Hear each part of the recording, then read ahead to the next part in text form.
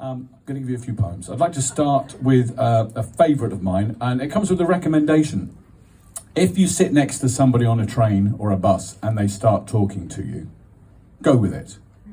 Most of them are insane, but occasionally one will catch your imagination. This is a true story about a man I met sitting on a train in Nantwich. It's important to understand that the reason this conversation started is he liked my shoes. The man in the seat next to me is talking to the air about trousers. 32s are too long and the seamstress's fee is far, far too expensive for this scouser. No one else wears a brogue like the old days, or a sock to the knee with suspenders. They're all sport shoes or pumps, or a sandal perhaps, worn when out on an alcohol bender. Well, when I used to work on the railway, we dressed smart and we also wore hats. Now there's fat girls in slacks and electrified tracks, and I used to be married to Brenda.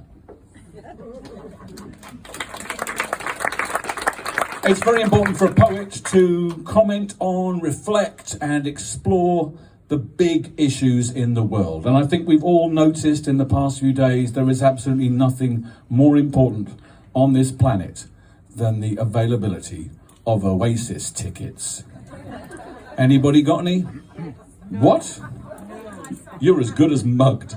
So, frankly, it's bollocks, isn't it? Okay, so this is something I wrote about a year ago about the folly of pursuing your past through going to see a band, getting back together, not at all for money.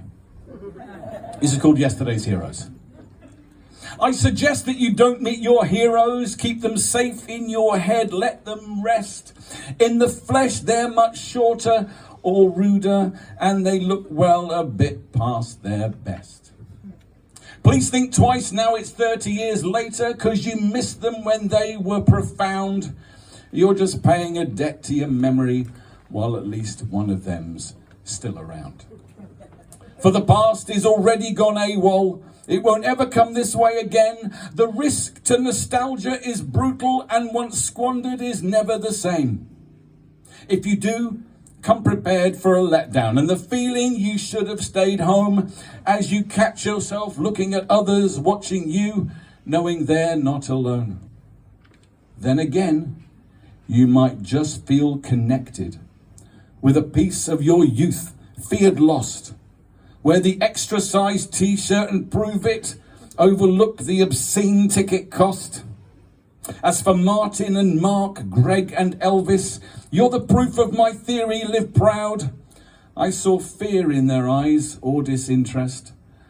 I was just one more face in the crowd. They're not gods, superhumans or icons, just your favourites from summers long past. Carpe diem, my friends, and remember, we're not young, but we're having a blast.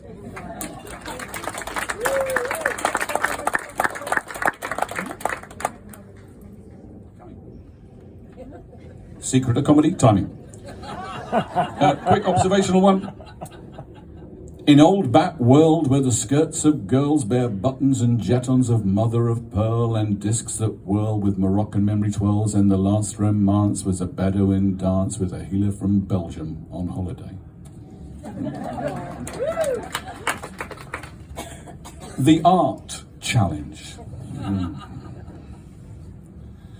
See if you can guess what this one's about. It's called Evening Jacket. It's a piece by Sadie Hennessy, who had the wisdom to appear briefly and get the fuck out of here before she heard any of the doggerel we came up with. Even though the truth now shows we also wanted you to know you had me from that moment, Beau, I saw you as my rescue dayglow. You promised safe, secure, and seen my hacking cough that would not leave. The vodka worked, I did not breathe. I slipped into the brackish green. I added bricks torn from the house that I had planned to be our forever place in thoughts before my views, then not that distant shore. Now we fluoresce, tightly strapped and together, feet stuck in sand, united until we found washed up was how we began. And finally, Esther, are there any psychotherapists in the house? Are there any members of the audience who've had psychotherapy? Yeah. There we go. See, normally I do this one and I tell the story about how I did this the first time in Whitstable, and I said any psychotherapists in the house, and there was so much backdraft. The papers flew from my hand as all the arms went up in the air. So this is for anybody who has any experience of psychotherapy or is psychotherapy curious.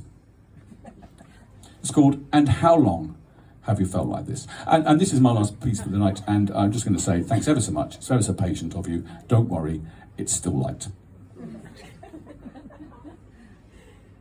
We always hurt the ones we love. It's closest to our truth.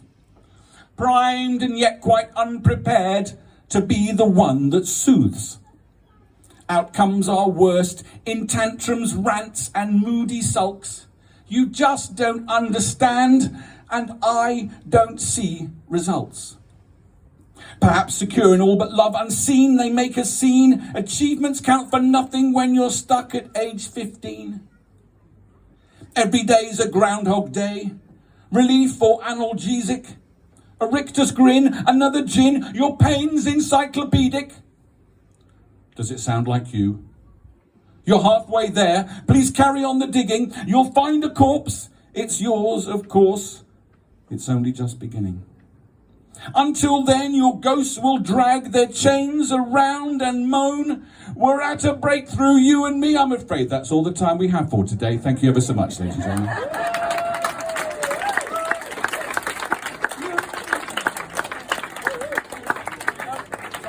Thanks, Nick.